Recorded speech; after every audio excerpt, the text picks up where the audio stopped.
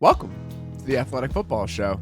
I'm Robert Mays. Joining me for this week's edition of In the Pocket, it's longtime NFL quarterback Chase Daniel. Chase, how you doing, man? Good. Just being busy like everyone else during the holidays. And I feel like because I've been playing for so long and had just spent the holidays at work and worried about my wife doing everything, now it's like everything falls on me too. So it's a little bit different. We just got done with a kids party.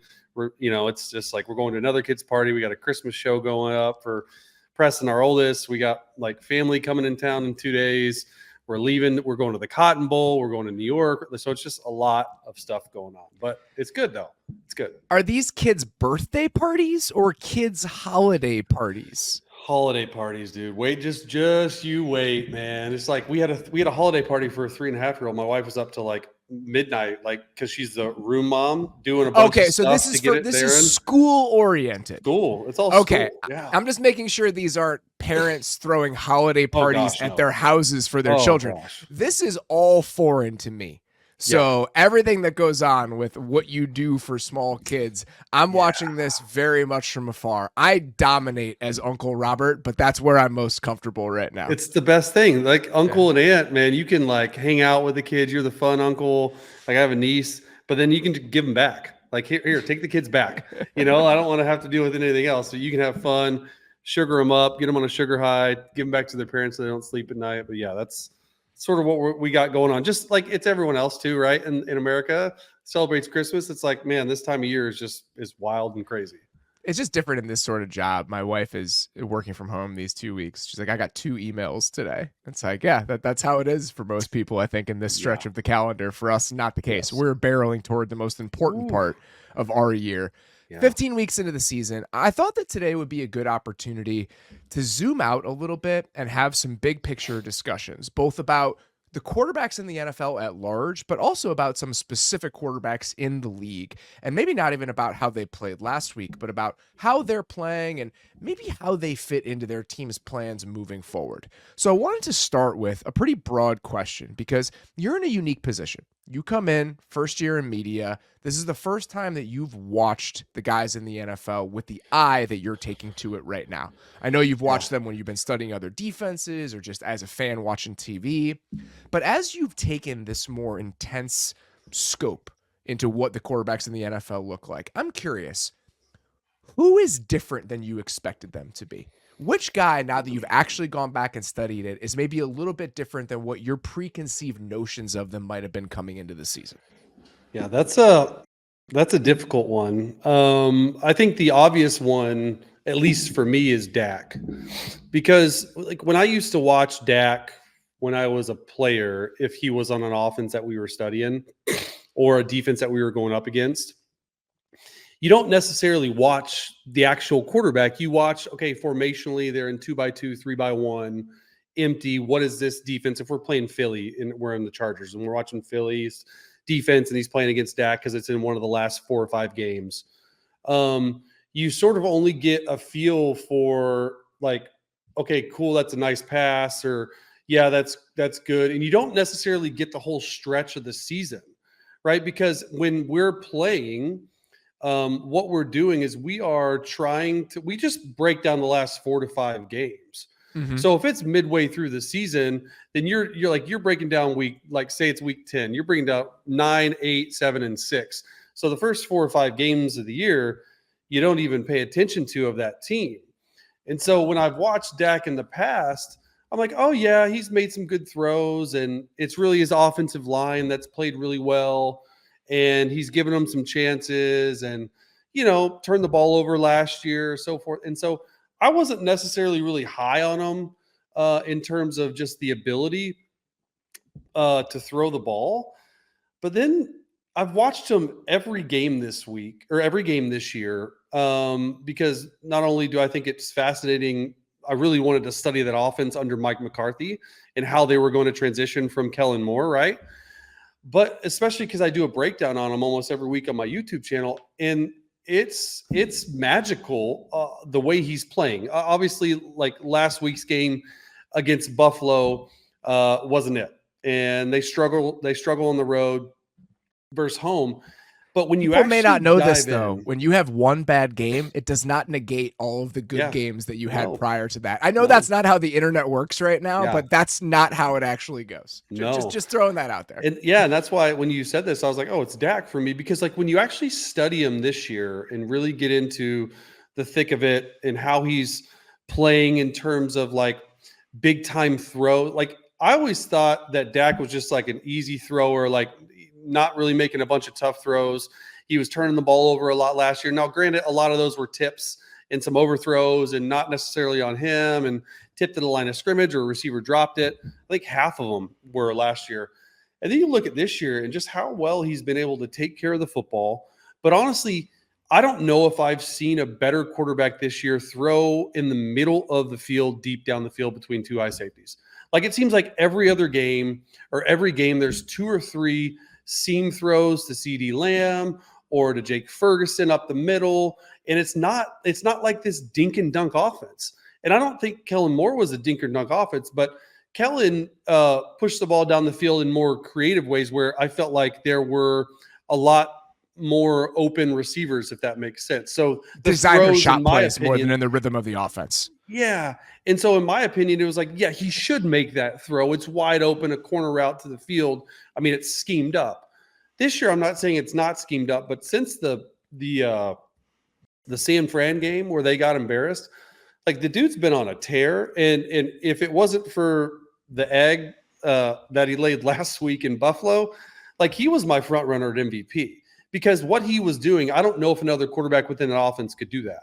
And so I think it's that to me when I just really step back and look at it from all 15 games or 14 games, whatever we're at.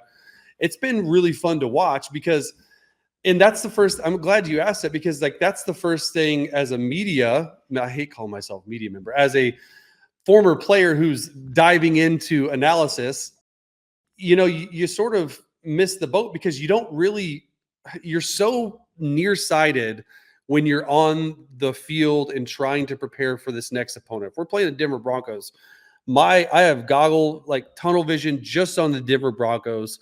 So I might watch the last 4 quarterbacks of the Denver Broncos, but I don't really have an opinion because I don't need to have an opinion on the quarterbacks. I need to have an opinion on their front, defensive backs, linebackers, stuff like that. So it has been cool to actually, this is what I like really enjoy to do. And it's just like watch quarterbacks and understand like how they're playing within offenses. So I think for me, it'd be Dak in terms of like that answer. I think that's fair. And I think that even if he isn't going to win the MVP, the perception of Dak has certainly shifted a bit this year in what he's giving that offense. Because if you ask people, even that were supportive of Dak and fans of Dak coming into the year, what does Dak do best? It's a lot of pre-snap operation. It's a lot of the work he does at the line of scrimmage, and he's surgical in the underneath area of the field, right? There's a precision to the way he plays the position. But that didn't always translate to pushing the ball down the field, creating explosive plays. Right now, as of today, he is tied for the league lead in big-time throws, according to PFF. And stylistically, I just don't think that's ever how we talked about or considered Dak Prescott. So I think that's a very good answer and an understandable answer. Are there any other nuances just to the way he plays the position that maybe you appreciate now that you didn't have a sense of before this year started? Yeah, I think with Dak, like you got to look at sort of his journey as a professional quarterback. And I just remember like his rookie year, the dude went off. Like I remember even in preseason, like I'm watching, I'm like, Dak Prescott from Mississippi State, like who is this guy? And then all of a sudden he's just like crushing people in the preseason. And he just continues that all the way through. And so he set the bar really high for himself as a rookie quarterback on America's team. And so everything that this dude does is going to get over scrutinized, talked about so much more. And you have to sort of, at least what I've learned on this side of the mic, you have to sort of pick through, and I have to sort of make my own opinion. And because it's like the people that are talking about Dak most of the time, a lot of them just do it for clickbait, if I'm being honest. And so I used to, and I, as a player, because I didn't have time to study, I'd have certain media members on my phone and Twitter and X that I follow, and that might push a narrative that I'm just like, okay, yeah, I don't have time to check into it, but I believe it. Yeah, whatever. It's what everyone's saying. Oh, Dak sucks this year. Okay, yeah. And now it's the complete opposite. And I'm not saying that people don't know what they're talking about, because they do, but there are a few and far between of people who have played the game or that study it like you do, or the athletic football family that really dives deep into the actual nuts and bolts and details in actual real football. I'm not saying it's not real football, because I don't know if you see the comments on these YouTubes that we do. I try not to. I look at every single one of them. I think they're hilarious. And a lot of them are like, well, Chase you just are loves a much to talk stronger man than I am. Well, dude, that's what happens when you play football for 15 years. Like I love to see everything about me. But I looked at our last YouTube video that we put up last week about Herbert and the Chargers or something. And they were like, man, Chase really loves to say just like he knows ball and he studies ball and like, he doesn't believe anyone else. And I'm like, dude, shut up. Like, look, I study ball and I don't know everything at all, but I being out of the game just now for 15 years and being in a lot of different offenses, I feel like I have a really trained eye. And so I don't pay attention to these narratives that I hear anymore at all. Like I used to get all my NFL news on Twitter, and I still do, because it's the best way, I think, for sports, football, as of now, to talk. But I don't pay attention as much to reporters anymore, because I want to do my own reporting. And not saying that they're not doing a right job, but you can have an opinion and I can have an opinion. It doesn't make mine better or yours better. It's just when you actually study Dak, especially Dak is what I'm saying, like a lot of it can get lost in translation. And so I try to just base my facts on knowledge of just like, here it is, here's what it is. It's very black and white. And I try to like I got a breakdown coming out tomorrow. And it's just like, okay, well, it's not going to be good because it was Buffalo and he laid an egg. But that, like you said, one game doesn't go back and erase the whole season of greatness. You talk about narratives, and the guy I also think probably deserves mention in this conversation. I think you and I talked about this a little earlier in the week, and for me, he would be one of these people. What Lamar has done to shake some of the narrative surrounding him, I think he's also one of those guys that your perception of him has probably shifted this year based on what you thought he might be before you actually started studying him. Yeah, that's a great call. And it just seems like, so the whole thing around Lamar, at least from my vantage point when I was a player, was like, yeah, he's a great quarterback. Yeah, he won MVP. Yeah, but can he throw the ball? I'm like, what are you guys watching? Yeah, he can freaking throw the football. Like, look at his days in Louisville. He was an under center quarterback, like pro style offense at Louisville. So like, what has changed? And then like, I do agree. Like the last couple of years under Greg Roman, I think it was a smart change, because they were getting a little bit too like tight end heavy. They never really had a true receiver that he could trust. He was and now it's like with Monken, like it's impressive. Like it took a couple weeks, 3 or 4 weeks for that offense to sort of start clicking on all cylinders, which is honestly not that big of a deal in terms of like, hey, it's a brand new offense coordinator. You're learning a new offense, but their receivers at the beginning of the year were dropping a lot of football. So I think those hidden yards weren't like getting into his stats, I guess you would say. But now, like at one point they were like third most percentage of drop passes. Now I think they've moved on to that. But all those most of it was that one Steelers game they managed to lose. Yeah, which is wild. And you look and it's like, all right, Lamar he's doing a little bit of everything. And that's what I want my quarterback to do. I don't want him to just, hey, Lamar, drop back, first read, not there, just run around, scramble, and do your thing. No, like he's doing that sometimes, but most of the time he's reading pure progression plays. He's getting through his progressions. He's throwing these deep to intermediate dagger layered throws better than I've ever seen him do. They have this under center play action where he's got a good firm grasp on. They do still a bunch of RPOs. They still do a bunch of QB runs. Like they are super, super multiple. And so not only from a physical standpoint can he handle that, but from a mental aspect, that is a lot to put on a player in a first-year offense when you're quite possibly one of the better teams in the league and you're playing like it. So he deserves all the flowers, in my opinion, for that. And quite honestly, I was wishing that he'd have a MVP-type game in the Jacksonville game. Look, they won. He didn't put up MVP numbers, but I was hoping that it would like raise him up the charts to the favorite of the MVP race, because he deserves it, in my opinion.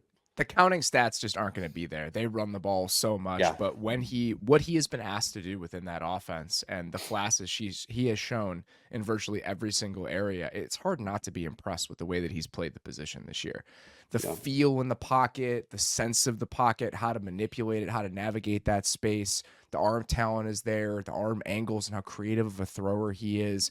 All these things that we saw in little flashes under Greg Roman over the last few years, but it never got to be the centerpiece of how we understood Lamar as a player. Now it's the foundation of how he plays the position. He still runs a lot and he still scrambles a decent amount, but it's not the same set of responsibilities and requirements that's being placed on him. It's more, and he has more than risen to the occasion. And that's why I think that if I'm picking two guys that I think have changed the narrative around them, maybe outside of Brock Purdy, which is a whole different discussion, but two guys that had an established narrative that had been in the league for several years, we thought we understood what they were. And then you go through this season, it's hard not to look at Dak and Lamar and just see them as different sort of players than a lot of people characterize them to be before this year started. Yeah, Lamar's a good one too. I totally agree. I mean, the Brock Purdy situation, that's a whole nother like segment. He played 6 games, right? I mean, there was the preconceived notion of him as a 7th round pick dropped into a really good situation. He's played very, very well, but these guys have years of established tape and established narrative around them. And I think that they've both done a very good job of reshaping what that conversation looks like. Speaking of big picture conversations about quarterbacks, there's been a lot of chatter this week about Trevor Lawrence and about what Trevor Lawrence has been as an NFL player and maybe how that corresponds to what sort of prospect he was supposed to be coming out of Clemson. It's another rough loss for Jacksonville on Sunday night. They turned the ball over a couple times. It's been a rough stretch for them, period. So I'm curious, as you've watched Trevor Lawrence this year, what do you see out of Trevor Lawrence? Like, in your opinion, what type of quarterback are you watching when you watch Trevor Lawrence? Is he an elite quarterback? Is he a borderline elite quarterback? Is he just a guy? Where does he fall for you?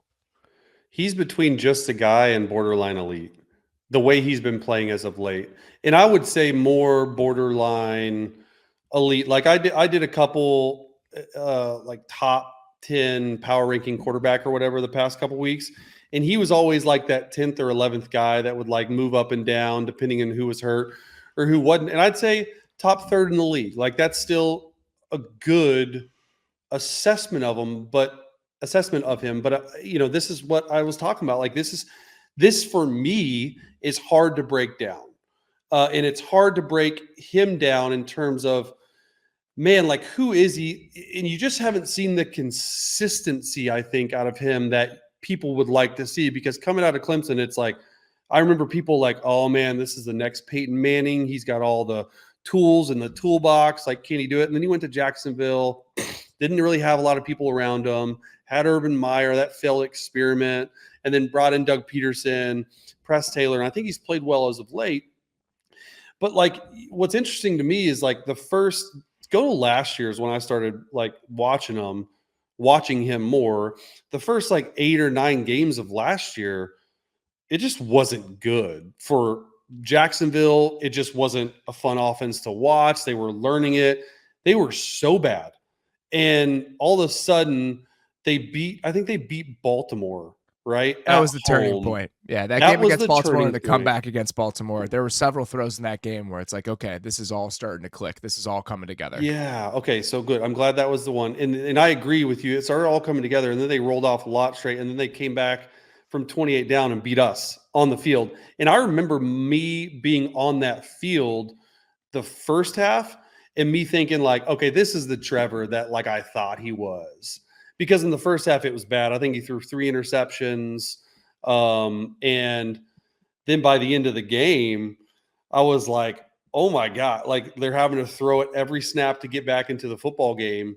And I'm sitting there on the sideline like, oh, maybe my misconception, maybe there's a little bit of misconception there. Like it was like, okay, like this dude is legit, and they end up winning a playoff game. And then like the start of this year, they're rolling, and all of a sudden now it's like, hey, he's hurt. You go to Cleveland, throw 3 interceptions. You got a couple more turnovers. It's just the inconsistent like nature of his play that I feel like is holding him back a little bit from really making that step from borderline elite to like one of the best 8 to 7 guys in the game. I turned on the Ravens game yesterday, and I expected to face a reality where, you know what, maybe this guy just isn't as good as I thought he was. And it was just going to be a letdown watching that game. I turned on the game and I watched every single play. And I come away from that game with him playing at a high ankle sprain, by the way. Yeah. And I feel no differently about him. He had those 2 fumbles and they were rough plays. Those are hugely impactful plays. And that is something we can talk about because the turnovers, in my opinion, are one of the biggest things that is currently holding him back. It's those 1 or 2 just bonehead plays in high leverage situations. I tweeted about this last night. The sequence on his first fumble. The Jags have the ball inside the 25-yard line. They have a negative run on first down. The Jaguars have a negative run percentage on first down of 26% this year. It is the highest rate in the NFL. They have more negative runs on first down than any team in football, and they are one of the run-heaviest teams on first down. We'll talk about all the circumstances here in a second. Anyway, it's 2nd and 12. Pre-snap penalty, 2nd and 17. They've had a lot of those recently. On 2nd and 17, he, with anticipation, throws an outbreaker to Parker Washington that hits him in the hands, and he drops it. Yeah. 3rd and 17, just drops it. The Jaguars have lost the 2nd highest amount of EPA in the NFL on drops this year. Only the Chiefs have been worse than them, and it is close. They are in their own zip code together. So all of the oxygen, we've been talking about the Chiefs' issues in that area, the Jags have been just as bad. On 3rd and 17, he tries to scramble and make a play after that drop, and he fumbles. That is the Jacksonville Jaguars season in a nutshell. Yeah. That is their issues and what they've been having. But I went back and I watched every single play in that game. He had more big-time throws this week than any quarterback in the NFL. And you go back and you watch some of those throws, the one to Zay Jones down the sideline, the one to Calvin Ridley in the back corner of the end zone that he didn't end up catching. Yeah. The guy is capable of some really high-level plays. So when I went back and through all of this and I looked at some of the numbers surrounding it, my question is, okay, is he the 8th to 10th best quarterback in the league? 8th, 9th best quarterback in the league right now? I think you can make an argument that he is. Yeah. Okay? He is 8th in QBR. He's 8th in total EPA according to ESPN. He's like right in that range. If he has Matt Ryan's career, if he's the 6th to 8th best quarterback in the league for a decade, goes to a bunch of Pro Bowls, gets 1 MVP award, independent of team success, just the quality and production of the quarterback, is that a disappointment? Even if he was the number 1 overall pick? No.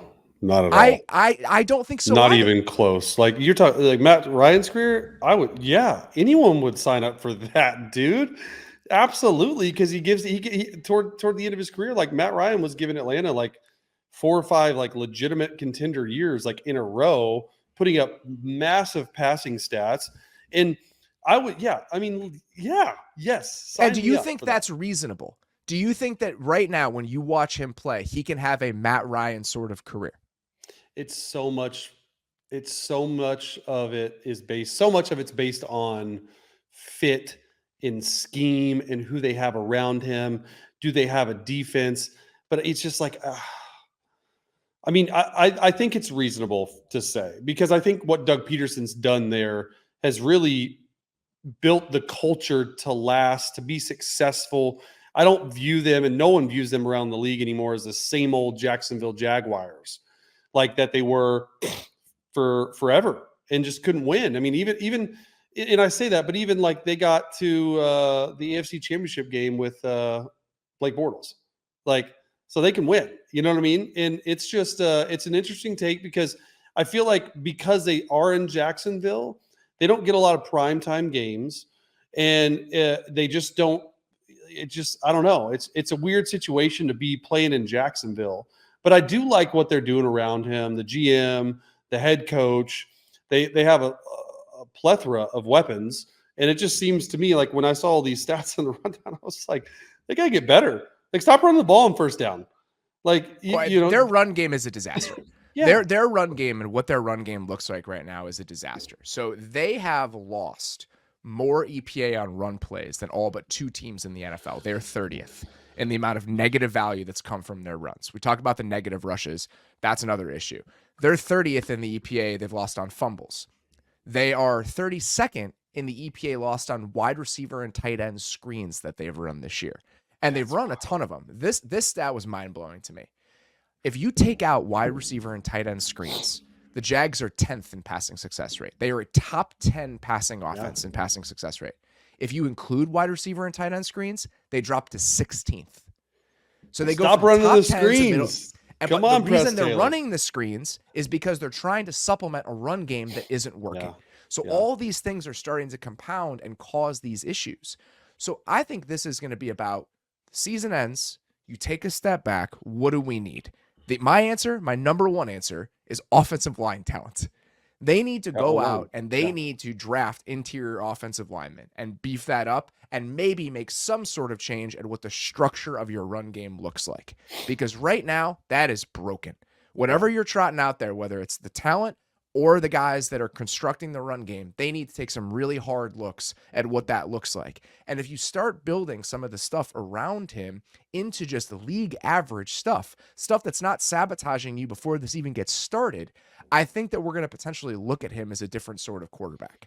I think right now, he's probably in that Matt Ryan range in terms of where you fit in the hierarchy. Matt Ryan was often like the 6th to 8th best quarterback in the league. If that's the case right now, if Trevor Lawrence is the 8th best quarterback in the NFL, which I think you can make a solid argument that he is, he's 24 years old. Yeah. He's 24 years old. The guy is in his 2nd season in this offense after his 3rd season, technically, 2nd season with this group after the Urban Meyer year. I just think it's way too early to start making these declarations. Just because he's not Peyton Manning doesn't mean that it's a failure. Because how many number 1 overall picks have never developed into decent quarterbacks, let alone a Matt Ryan-esque quarterback that can put you in a position to win for a decade straight?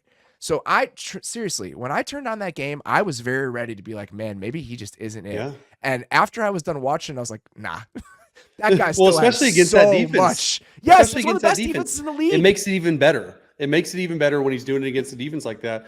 And everyone knows, but like the quarterback's best friend's a run game. Like I don't care who you are. Like even Peyton in Indy or Peyton in Denver, like they had such a good run game where they didn't have to shoulder every single. Hey, all right, and it doesn't seem like a lot. But when you are trying to supplement these receiver and tight end screens, which EPA lost their 32nd, they're worse than the league on this, because you can't get the run game going. Like even that puts a little bit of pressure on the quarterback because you still got to be able to throw it as accurately as possible. Worried about getting tips, like all this stuff. It's not like some play off on a quarterback's mind if you throw a receiver and tight end screen, because a lot of these are 2x2. You're reading one guy, then going back to the other. So it's a lot of work on Trevor to have to work every single snap. We talked a little bit a couple of shows ago about like, hey, just can I get a breather for the quarterback? Like, I don't want to mic anything. I don't want to have to throw receivers. Like, I just want to hand it off and bootleg out, like, or just like running it, like stuff like that. So don't take that out of the context either, because that does at the end of the day, like when you're just constantly having to think and do, and it gets old after a while. One of the other numbers I kept coming back to is that they have 267 dropbacks this year in 2.2 seconds or less, which is second most in the NFL. Only the Bengals have more. And that also, to me, feels like a product of a lack of faith in your offensive line and a lack of faith in your protection. So I think that these issues that they're having up front are causing these cascading effects across the entire offense. And when they do let him push the ball down the field, when they've used under center play action this year, they've had an explosive pass on 40% of their dropbacks. Yeah. That is the highest rate in the NFL. So there's so many little nuggets when you watch his play and when you watch the offense overall where you think, okay, one more offseason, go get a blocking tight end, draft a guard or an interior offensive lineman in the first 2 rounds, go get one more outside receiver. I'm okay with the Zay Jones experience being over. You can do that in the draft. You can do that in free agency, theoretically, with who's available. They had a couple more pieces to that offense, and they do have some resources this offseason. They could have some potential financial flexibility they didn't have this spring.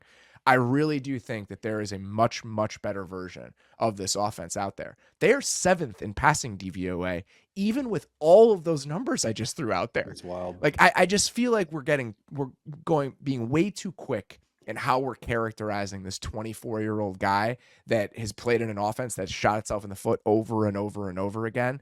And I think that we should show a little caution in making any grand proclamations about what this guy is. Yeah, and I'm glad you brought up the deep passing, because the first 2 years of his career, really 2.5 years of his career, Trevor Lawrence was just not a very good deep thrower. And you could tell, and I can tell based on film, that he really took that to heart in terms of like getting to work at it in the offseason, going more under center. You know, you're so used to being in gun, especially with the Clemson offense that he was, like getting his footwork right, getting his arm angle right, getting his shoulders lined up directly at the target, making sure that his eyes coming off a fake are looking at the exact right thing at the exact right time. It was really coached well. And he's shown so much improvement over that. Like his deep ball actually, I think, is like 48% of balls over like 15 to 18 yards in the air are complete. Like I don't know the stat on that, but I know it's like way up there in terms, because I had NFL Network. We talked about this game on last Friday when we were on. I said, hey, give me these stats. And that was my biggest key to the game for Trevor Lawrence, was these deep throws against Baltimore Ravens defense, because they had to get some yards. And he hit one down the sideline for a touchdown. And it's just like those are impressive to me, because I feel like if you can shoot like 20 to 25 to 30% on deep ball accuracy, it's a good year. My guy is doing 48% over like 1,800 yards passing. And I think he's throwing like 8 touchdowns, 4 interceptions. But you look at those numbers from the past 2 years, they are completely different. And it's a brand new Trevor in terms of, he used to not really want to throw the ball down the field. He used to go through his reads and check down, and that had a lot to do with not having a lot of time. So now what I see is he's getting back on his drop a little bit quicker. He's finding his read a lot faster. Instead of doing full field drop back play action reads, they've moved it more to half field reads, so they happen faster. So he doesn't have to worry about what's on the other side of the field, and it's really worked for them. I'm glad you brought that up. Yeah, I love watching him in those situations. One of the problems, though, is that their run game is almost completely shotgun based. So there's a disconnect between their run game and their play action game. So I think that all of these things are just structural considerations to think about this offseason. 2 more things worth bringing up about Trevor Lawrence. 1, he has been hurt a good chunk of this year, and he has played hurt a good chunk of this year. And if you're on the field, you're healthy enough to play, you should be judged for the product that you're putting on the field. But I still think it's important to think about what some of that nagging stuff has looked like, and the fact that he's still played pretty well outside of the circumstances, even while hurt. The last thing, this is something that even if you're trying to defend him, which I have no reason to do, by the way, I just want to make this clear. I have no reason to think that this guy is good or want him to succeed. There's no priors involved with this, because you don't get credit for thinking Trevor Lawrence was going to be good. I truly don't care how this turns out. This is just what I see when I watch him. Anyway, the other part of this that there is no defending him on, he cannot keep playing hero ball in these situations and turning the ball over. Just slide. Just go down. Just live to play another play. And just little tiny kind of brain farts like that, with whether ball security or that play at the end of the half, where you just cannot throw that ball short of the end zone. That is a fade, or it is nothing. Just chuck that thing out of bounds. You cannot have the play end on that, but the half end on that. But again, he's 24.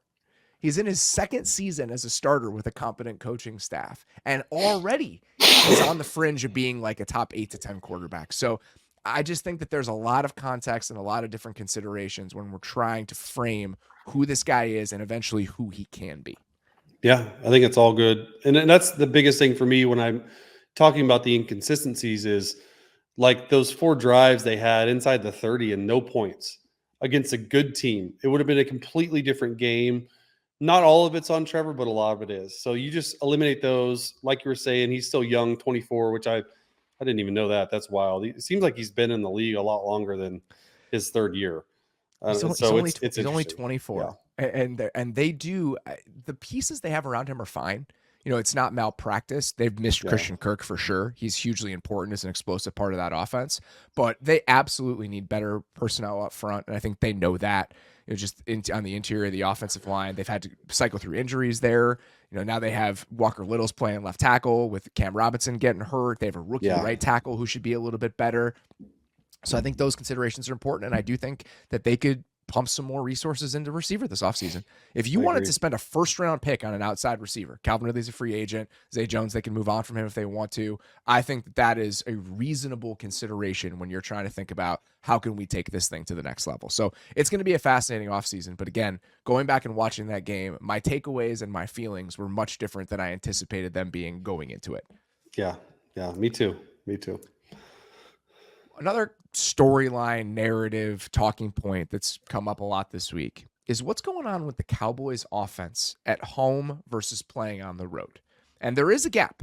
Okay, so the Cowboys right now are 5th in offensive success rate at home this year. They are 11th on the road. Dak is 2nd in EPA per dropback at home this season. It's 10th on the road. To get some context about what that gap looks like, Dak at home is essentially the Niners offense this year. Dak on the road is wedged between Geno Smith and Baker Mayfield in EPA per dropback. It's not terrible, but it's definitely a far cry from what that offense has been doing at its best. So I wanted to ask you, is this real? And why would this be real? Are there actual tangible reasons for why an offense would not be able to operate the same way on the road that they could at home? Okay, it definitely is real. Like let's just start there. But what's not super real is I can't believe especially these Dak Prescott numbers home and away. That to me is not normal. So there's something else going on there, which we can get into. But it's hard to put a thumb on it. Like I have no idea because I'm not in the meetings. But in terms of like an offense going on the road, right? I always enjoyed, especially in college when we were on offense, like going on the road to play in hostile, crazy, loud environments because I thought there was nothing better. And even in the NFL when I played and threw a few touchdowns on the road in some places, that places are so loud when the visiting team's offense is on the field, nonstop loud. And so when you score a touchdown or when you throw a touchdown, like the entire crowd just goes silent. Like it is dead silent the second an opposing team scores a touchdown. And I thought that was like the coolest thing in the world because it's like, man, yeah, we shut the crowd up. Like, what's up? Like, stuff like that.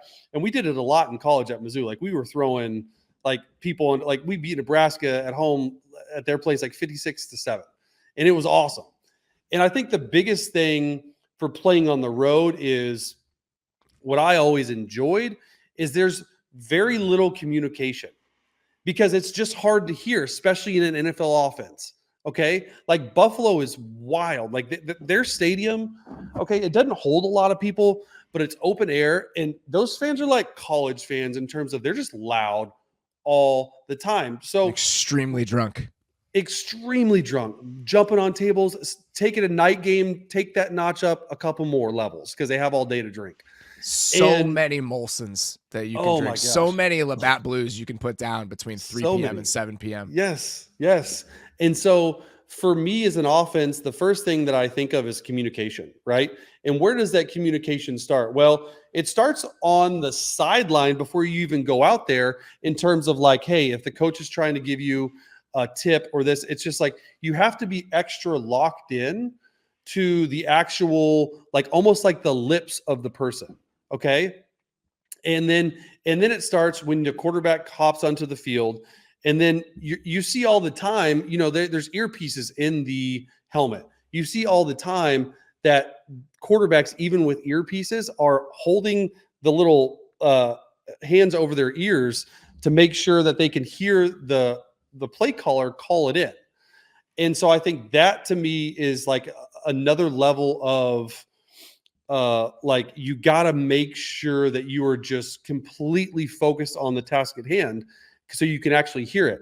And then the biggest thing to me is once you're in the huddle's a lot tighter on the road than it is at home. And I've heard people tell me before, like the quarterback is screaming as loud as they possibly can. He has to take his mouthpiece out. Like there's just all sorts of different angles of it. And I've heard, and I've been a part of huddles where they're like, I never really heard what you said, but I can lip read enough to understand. And you have to be very demonstrative.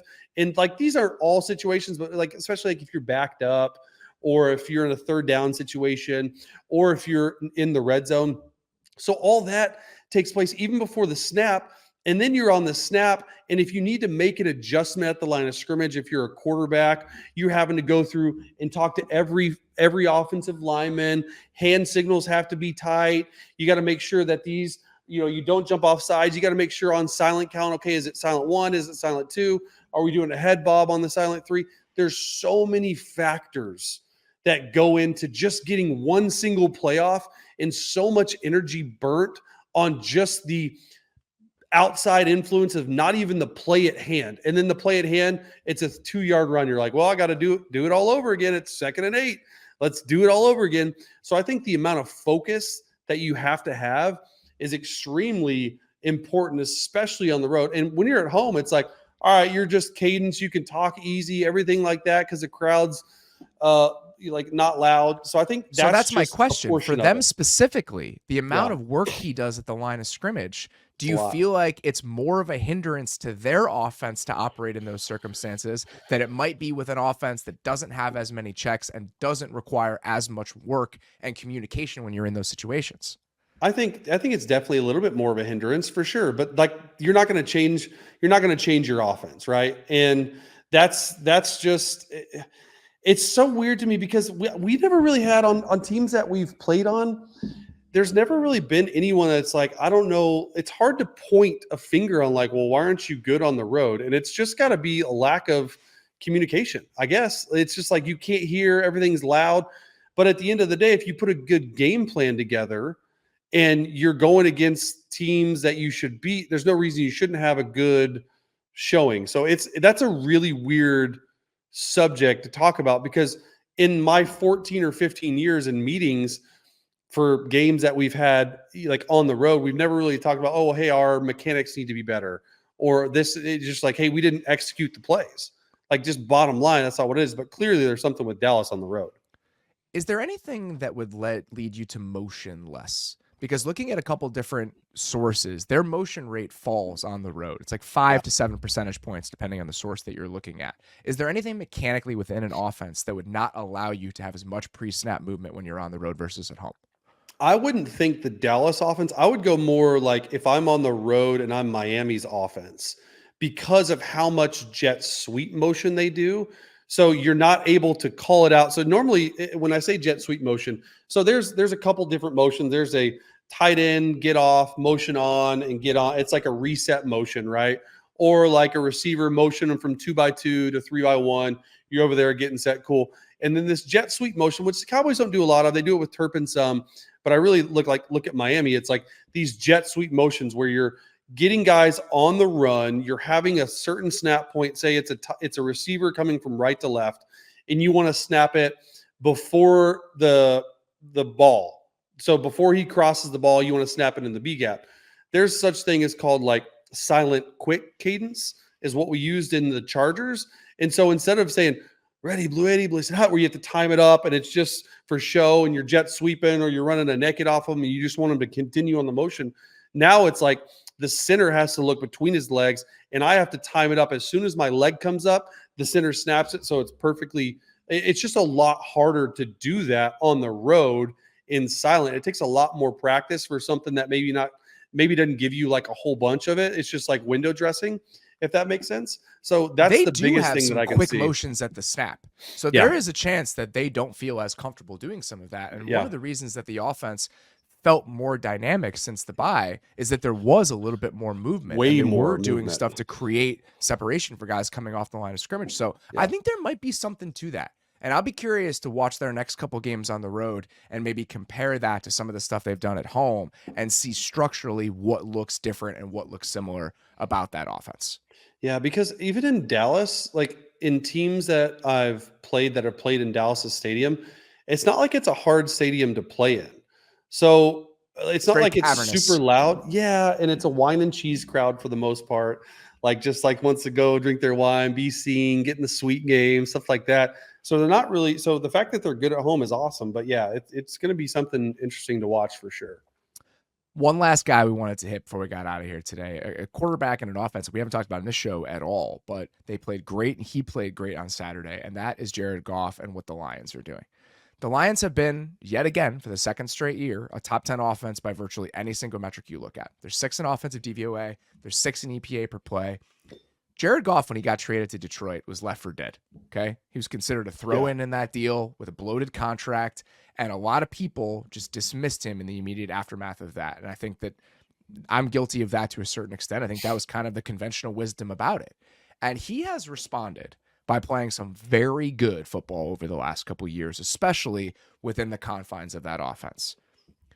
In your mind, can the Lions win the Super Bowl with Jared Goff? And maybe not this year, but moving forward. Because at a certain point here, there's going to have to be a decision made about Jared Goff and how he fits into the long-term plans of that franchise. And I'm wondering how you see him as part of that equation. Yeah, I mean, I think that he absolutely can win a Super Bowl with the Detroit Lions. Like, I think he's got enough to him. I think he's got enough stuff to him. I think that they've surrounded him with the right offensive scheme. Now this is sort of a tricky question, and we talked about it before. It's like, does Ben Johnson stay? Probably not. Now, what's he going to do under a new offensive coordinator? Because him and Ben Johnson have been clicking, man. So I think that's a huge factor that we can't really answer. Like, is Ben Johnson going to get a job? Probably. But if he doesn't, then yeah, they can win a Super Bowl. But no, I think that within the right scheme, and honestly, Goff's taken a LA team to Super Bowl. Like, I think that he can do it again. And I think that, but that's the to me, that's what's the fascinating consideration. Okay. The Rams make that move, whether fair or unfair, in the way that they kind of cast Goff aside. They made that move because cast him off. He was done. Sean McVay was done with Jared Goff, but they made that move because in their minds, they needed a quarterback who could give them more outside of the structure of what the offense provided. Yeah. And I think even if you're encouraged and excited about what that offensive structure has looked like in Detroit, it feels like we're going to arrive at a similar conversation because Ben Johnson's going to get stripped away. Some of these offensive skill position players are going to get more expensive. Amon-Ra St. Brown is going to be up for a contract extension this offseason. Penei Sewell is going to be up for a contract extension this offseason. Jared Goff has been totally reasonable in terms of what he's cost the Lions. If you look at that contract over the last 4 years, it's essentially been 4 years, $100 million on average. $25 million a year for the quarterback play he's given them with a young, cheap team and Ben Johnson. You can live with that. They've been really good in those circumstances. But if you take away some of the pieces of that, it's harder to succeed because what he needs everything to be pristine around him. And I don't even mean that as a dig at Jared Goff. When things are great around him, he can rip that shit, man. But he doesn't scramble. He doesn't make off-schedule plays. He is dead last in the amount of value he's created as a scrambler this year among all NFL quarterbacks. He is 30th in the amount of EPA he has created outside of the pocket. Like, he is what he is.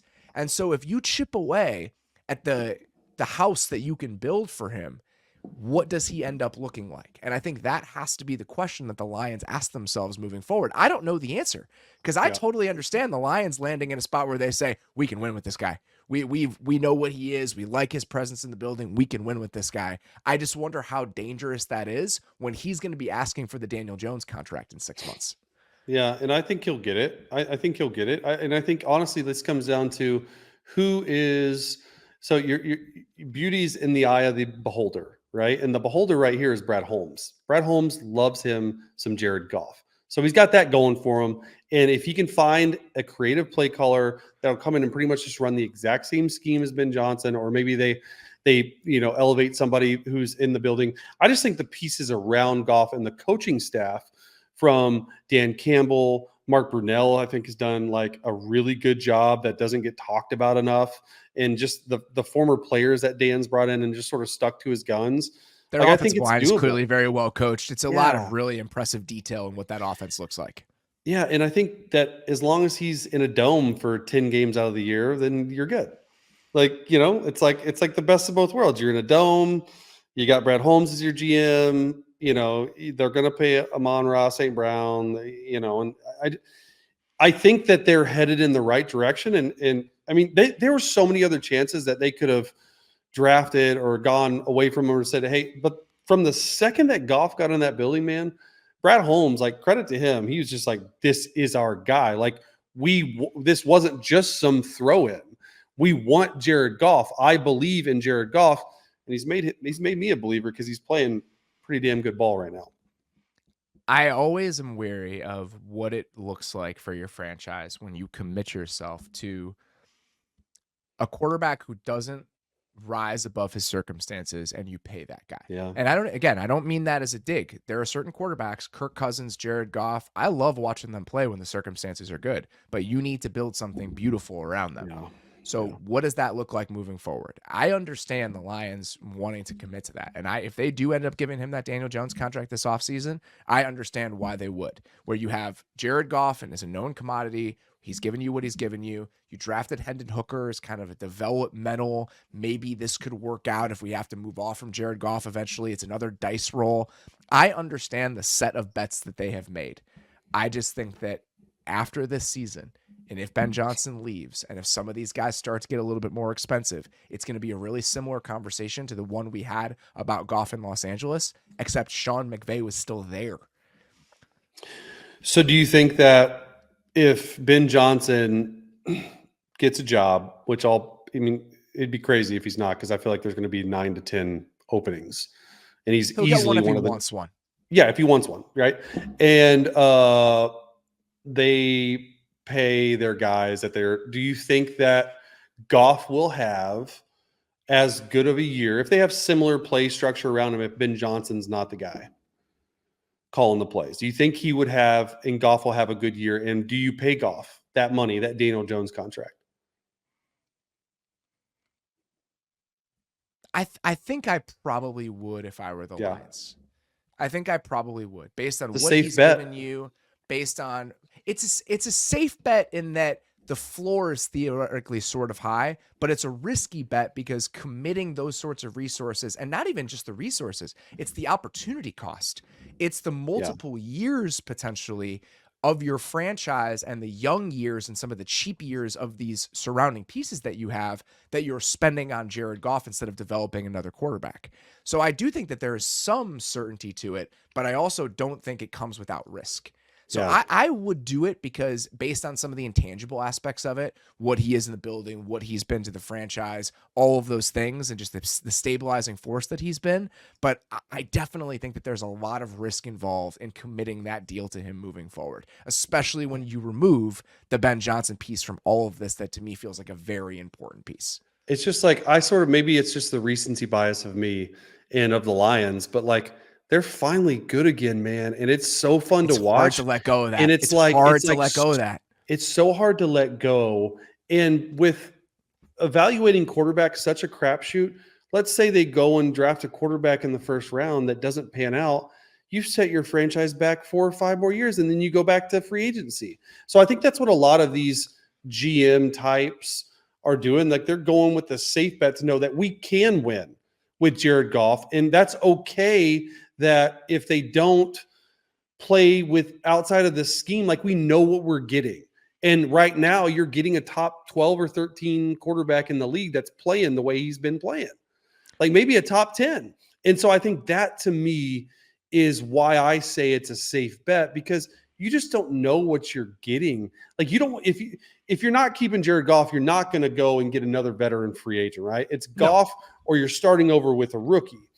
And so I just don't like, unless he's like you're drafting in the top 3, a guy that's a franchise guy. I just hate starting all over again with how far they've come and how long they've been bad and all this stuff. And the Lions have never had a rookie quarterback since Matthew Stafford. It's been like 20 years since. So it's just like all that plays into my mindset on it. I get it. And I totally understand every bit of that argument. And I don't think that they would move on from him this offseason. He's got 1 year left on his contract. It would be about whether you'd extend him or you'd be willing to go into that lame duck year next year. I've been talking about this and kind of trotting it out with people over the last week or so, and I almost hesitate to even bring this up, but I think it's a worthwhile question as we consider this.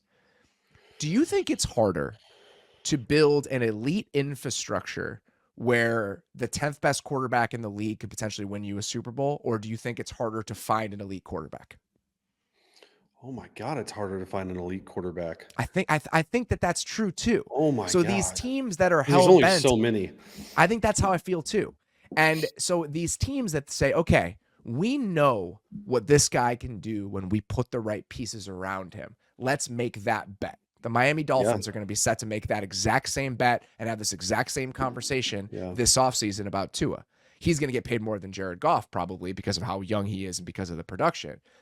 But those sorts of bets where you say, listen, we know that we can be a great offense, truly like an elite offense with this guy if we put the right pieces around him. Let's bet on the pieces. I understand making that. I understand landing on that conclusion, even if I think there's also dangers in thinking that way. Yeah, it's a good way to put it. Really good way. I agree. Golf all the way, baby. Let's go. I've said this multiple times this year. Saturday was another example of this. I love watching him play in this offense. He is what he is. He's fun. He is what he is. When I looked up that scramble number and I saw that he had just the fewest scrambles in the NFL this year, I probably could have told you that. Of course, you know it's true, but when you see it all, it's just when you see it on paper, and it was. I went back and I started watching the Broncos game before we were gonna have this conversation. I was like, I'm gonna watch the whole game. I'm gonna have all these notes and be like, okay, what did I learn about Jared Goff in this game? I watched 3 drives and I was like, what am I doing? I know exactly what he is. Like, that's what he is. And you know exactly what he is. And that comes with drawbacks, but it also comes with benefits. And I think that push and the pull is what the Lions are going to have to consider as they go about this. I say that I'm pretty confident they're going to commit to him moving forward. This is more of a thought exercise than it is a projection about what the Lions are going to do. Yeah. I like it. All right. I like it. I think it's worth it. All right, guys, that is all we've got for this week. As always, sincerely appreciate you all listening. Please check out everything else we got on the channel. Prospects to Pros with Dane and Nate. Football GM with Mike and Randy coming out on Saturdays. Great episode of Kiefer and the Beats this week. Chats with Jordan Rodrigue, Daniel Popper about what's going on with Brandon Staley, how that all kind of fell apart in Los Angeles. Highly encourage you guys to go check that out. For now, that is all we've got. Appreciate you all listening. Talk to you soon.